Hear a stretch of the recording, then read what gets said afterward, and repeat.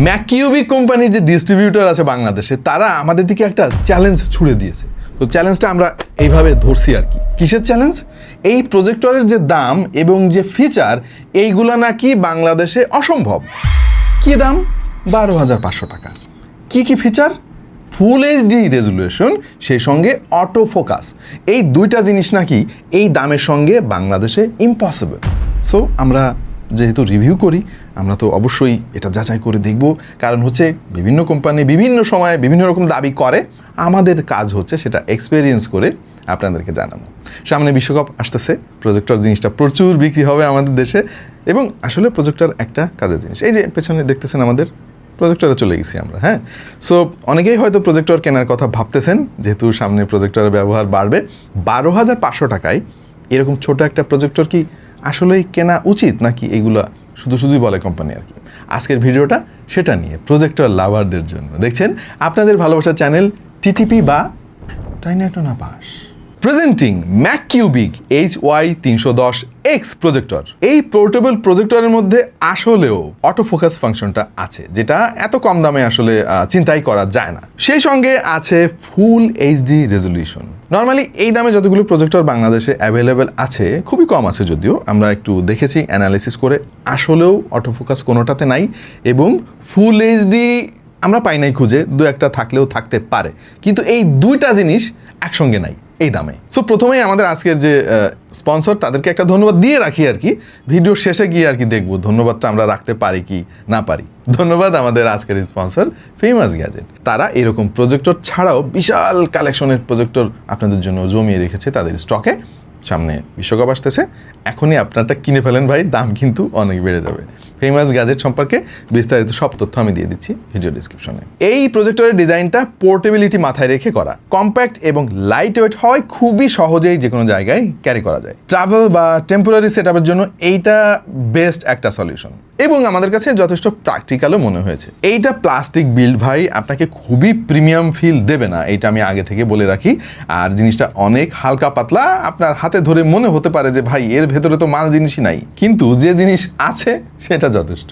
একদম সংক্ষেপে যদি বলি যে ভাই এই দামে এর চাইতে ভালো প্রিমিয়াম কোয়ালিটি আপনি পাবেন না। ও বাই দ্য ওয়ে, এতে কিন্তু 180 ডিগ্রি রোটেটেবল হেড রয়েছে, ফলে টেবিল বা ওয়াল বা সিলিং যে কোনো ডিরেকশনে খুব সহজেই প্রজেকশন করা যায়, এবং এর জন্য এক্সট্রা কোনো স্ট্যান্ডও লাগে না। মাউন্টিং সাপোর্ট থাকায় চাইলে পার্মানেন্ট সেটআপও করা সম্ভব। পোর্ট অ্যান্ড বাটনস একেবারে বেসিক, এখানে একটা HDMI ইনপুট রয়েছে, একটা অক্স পোর্ট রয়েছে, USB পোর্ট পাবেন একটা, এবং রিমোটের জন্য IR কন্ট্রোলার দেখতে পাচ্ছেন, আরও রয়েছে এর পাওয়ার ইনপুট। যেহেতু এতে অটোফোকাস আছে, সো ম্যানুয়ালি লেন্সটা টিউনিং করার কোনো ব্যবস্থা এতে নাই। আমার কাছে মনে হয়েছে যে থাকলে ভালো হতো। কিস্টোন কারেকশন ভার্টিক্যালে অটোমেটিক এবং হরাইজন্টালে ম্যানুয়াল।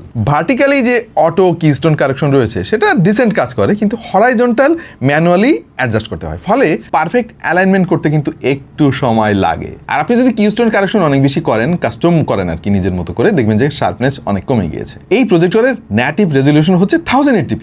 এইটা অবশ্যই ভাই অ্যাপ্রিশিয়েট করতে হয়, যেটা এই বাজেটে আসলেও রেয়ার। স্পেশালি এই দামে এর চাইতে বেশি ব্রাইট প্রজেক্টর পাওয়াটা বেশ দুষ্কর। ম্যাকিউবিক আরেকটা জিনিস দাবি করতেছে যে এতে 4K ভিডিও ডিকোড করা যায়, বাট আমরা 4K ভিডিও প্লে করে দেখেছি, একটু ল্যাগি মনে হয়েছে আমাদের কাছে। আর তাছাড়া এর নেটিভ রেজলিউশন যেহেতু 1080p, 4K দিয়ে তো আমার আলটিমেটলি কোনো লাভ হচ্ছে না। সো আমি সাজেস্ট করবো সবসময় 1080p রেজলিউশনে দেখার জন্য।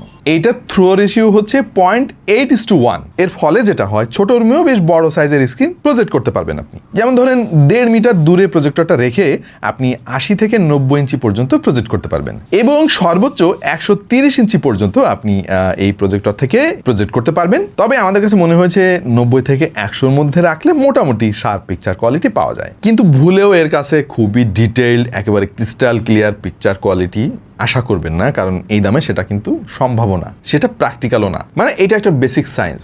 প্রজেক্টরটা বেসিক্যালি একটা টর্চ লাইট ভাই। টর্চ লাইট যত দূরে নেবেন আলোর উজ্জ্বলতা তত কমবে, যত কাছে নেবেন তত ব্রাইট লাগবে। এটার এজ ডিস্টোরশন নিয়ে আমার একটু পার্সোনাল অবজারভেশন আছে। যদি আপনি কিস্টোন কারেকশন করেন তাহলে কিন্তু এজগুলো অনেক বেশি ডিস্টোর্ট হয়ে যায়। অবশ্য কোনো জিনিস যখন চলতে থাকে, মানে মুভিং কোনো জিনিস আপনি যখন দেখবেন, ওইটা খুব বেশি চোখে আপনার পড়বে না। বেসিক্যালি প্রজেক্টর দিয়ে যখন আপনি কোনো সিনেমা দেখবেন বা খেলা দেখবেন, আপনাকে কিছু জিনিস কম্প্রোমাইজ করতেই হবে, কারণ এত কম দামে তো আপনি টিভির মতো পিকচার কোয়ালিটি কখনোই পাবেন না। এটা কিছুটা ওই দুধের স্বাদ ঘোলে মেটানোর মতো।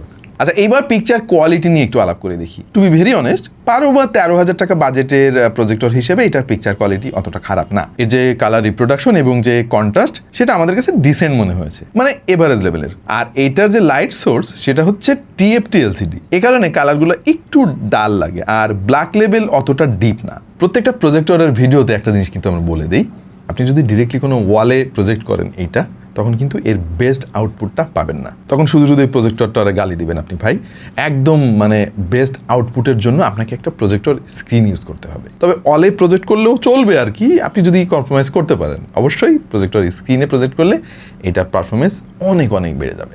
এইটা থেকে একেবারে সিনেমাটিক এক্সপেরিয়েন্স এক্সপেক্ট করলে আপনি খানিকটা হতাশ হবেন, কিন্তু ক্যাজুয়াল ইউটিউবের কোনো কন্টেন্ট দেখা, মুভি বা সিরিজ দেখার জন্য এটা ঠিকঠাক। আর যেহেতু এতে অটোফোকাস ফাংশন রয়েছে, ইনিশিয়াল সেট আপ খুবই দ্রুত হয়ে যায় এবং খুব দ্রুত অ্যাডজাস্ট করে নেয় এর যে সামনে প্রজেক্টর স্ক্রিন বা ওয়াল থাকে। আর এই যে শার্পনেস সেইটা কিন্তু সবসময় কনস্ট্যান্ট থাকে না, এবং প্রজেক্টরটা একটু নাড়াচাড়া করলেই দেখবেন রিফোকাস শুরু হয়ে যায়। অবশ্যই সেটাই স্বাভাবিক। আর আপনি যদি কিস্টোন কারেকশন আর ফোকাস একই সঙ্গে ব্যবহার করেন, তাহলে ইফেক্টিভ যে ইমেজ শার্পনেস সেটা হালকা কমে যায়। এইটা বাজেট প্রজেক্টরের একটা কমন লিমিটেশন। তাই বেস্ট রেজাল্ট পেতে হলে প্রজেক্টর যতটা সম্ভব স্ট্রেট পজিশনে ব্যবহার করাই ভালো। অলরাইট, এতে অলউইনার কোম্পানির এই 726 নামক একটা চিপসেট ব্যবহার করা হয়েছে। মানে আমরা যে সমস্ত চিপসেটে অনেক বেশি পরিচিত, মিডিয়াটেক বা অন্যান্য আরো অনেক কোম্পানি আছে, ওইটা না কিন্তু, বাট প্রজেক্টরের জন্য এটা ঠিক আছে। ঝামেলাটা হচ্ছে এর ইউআইটা সামান্য একটু ল্যাগি আপনার কাছে মনে হতে পারে, কিন্তু যেহেতু আপনি কম ইনভেস্ট করতেছেন, আপনাকে এইটুকু কম্প্রোমাইজ করতে হবে। খুব হেভি অ্যাপ যদি আপনি রান করেন এটা দিয়ে এবং হাই বিটরেট ভিডিও প্লে করেন, তাহলে পারফরমেন্স খানিকটা ড্রপ করে। 1 GB র্যাম রয়েছে আর ইন্টারনাল স্টোরেজ আছে 8 GB, যেটা আমার মনে হয় এন্ট্রি লেভেলের একটা প্রজেক্টরের জন্য ঠিকঠাক। আর বিল্ট ইন অ্যান্ড্রয়েড 11 সিস্টেম আছে, যেটার মাধ্যমে অ্যান্ড্রয়েড টিভি ওএস সাপোর্ট করে এই প্রজেক্টরটি। আপনি সব ধরনের অ্যাপ ইনস্টল করতে পারবেন, যেমন play store, Netflix, Amazon prime, Disney plus, এবং প্লে স্টোর থেকে বিভিন্ন রকম গেমও ডাউনলোড করে খেলতে পারবেন। মানে আপনাকে এক্সট্রা কোনো টিভি বক্স বা টিভি স্টিক এর সঙ্গে লাগাতে হবে না। বাট আমি একটু পার্সোনাল অবজারভেশন এখানে শেয়ার করি, যেহেতু এন্ট্রি লেভেলের প্রজেক্টর, এইটার নেভিগেশন সিস্টেমটা একটু দুর্বল আমার কাছে লেগেছে। এটা সলিউশনও আছে ভাই, একটা টিভি স্টিক যদি লাগান বা টিভি বক্স, তখন HDMI পোর্টের মাধ্যমে ফ্লুয়েন্ট পারফরমেন্স আপনি পাবেন। সো এন্ট্রি লেভেলের প্রজেক্টর হিসেবে এইটার হার্ডওয়্যার সেট আপ নিয়ে আমি যথেষ্ট খুশি, বাট এর যে ইউআই সেটা নিয়ে আমার মনে হয় যে ম্যাককিউবিককে আরও একটু কাজ করা উচিত। তবে ব্যবহার করতে করতে আপনি অবশ্য অভ্যস্ত হয়ে যাবেন। Wi-Fi 6 রয়েছে, তাও আবার ডুয়াল ব্যান্ডের, এবং ব্লুটুথ 5.2 দেওয়া হয়েছে কানেক্টিভিটির জন্য। এছাড়া মিরাকাস্ট বা স্ক্রিন মিররিং এর সাপোর্টও রয়েছে। এর ফলে ফোন বা ল্যাপটপ থেকে ডিরেক্টলি কন্টেন্ট আপনি শেয়ার করতে পারবেন। 5 ওয়াটের স্পিকার আছে বিল্ট ইন, বাট এই 5 ওয়াটের স্পিকারে কেই বা শুনবেন বলেন। আর আমার মনে হয় যে বেটার সাউন্ড এক্সপিরিয়েন্সের জন্য আপনাকে একটা থার্ড পার্টি স্পিকারের সঙ্গে কানেক্ট করতে হবে। যেহেতু ব্লুটুথ আছে, আপনি কোনো একটা ব্লুটুথ স্পিকারে যখন কানেকশন দিয়ে নেবেন, তখন আরও বেটার এক্সপিরিয়েন্স পাবেন। টু বি ভেরি অনেস্ট, আমি আশা করেছিলাম যে এইটার সাউন্ড কোয়ালিটি আর একটু বেটার হবে, বাট ওই যে বাজেট ফ্যাক্টর। সঙ্গে যে রিমোটটা দিয়েছে সেটা মিনিমাল, সব রিমোটই প্রায় একই রকমই দেখতে হয়। এখানে বেসিক সমস্ত ফিচার আছে। I think this is dissent. Alright, আমরা একদম শেষ প্রান্তে চলে এসেছি। এই প্রজেক্টরের কথাবার্তা আর কত বলবো বলেন, মানে এন্ট্রি লেভেলের একটা projector. To be very honest, এইগুলো টেম্পোরারি জিনিস। ধরেন খেলার সিজন শেষ, এই প্রজেক্টরটা কই থাকবে আপনি নিজেও খুঁজে পাবেন না, 1 বছর পরে গিয়ে আবার খুঁজবেন আপনি। সো টেম্পোরারি সলিউশনের জন্য যারা কম ইনভেস্ট করতে চান বাট ডিসেন্ট পিকচার কোয়ালিটি চান, তাদের জন্য এটা কিন্তু ভালো একটা অপশন। সো ম্যাককিউবিক যে চ্যালেঞ্জটা ছুড়ে দিয়েছে আমাদের দিকে, সেই চ্যালেঞ্জে কিন্তু মানে একেবারে লেটার মার্ক পেয়ে পাশ করে নাই, সেকেন্ড ডিভিশনে পাশ করেছে আর কি। মানে কোনো একদিকে খুব ভালো ভালো ফিচার দিয়েছে, অন্য একদিক দিয়ে একটু কম্প্রোমাইজ আপনাকে করতে হবে। বাট আই গেস দামের কথা মাথায় রেখে এইটুকু কম্প্রোমাইজ আমাদের করা উচিত। যারা এই প্রজেক্টরটা কিনতে চান, তারা ফেমাস গ্যাজেটের সঙ্গে কন্ট্যাক্ট করতে পারেন। আমি ডিসক্রিপশনে তাদের সম্পর্কে ডিটেল দিয়ে দিচ্ছি। আপাতত এই পর্যন্তই। আপনাদের কাছে কেমন লাগলো এই প্রজেক্টরটা সেটা জানাতে পারেন কমেন্ট সেকশনে।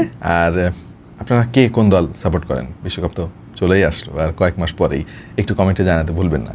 দেখা হবে অন্য কোনো ভিডিওতে ভিন্ন কোনো বিষয় নিয়ে। সে পর্যন্ত সবাই ভালো থাকুন, সুস্থ থাকুন, আর দেখতে থাকুন টেক টু দ্য পয়েন্ট।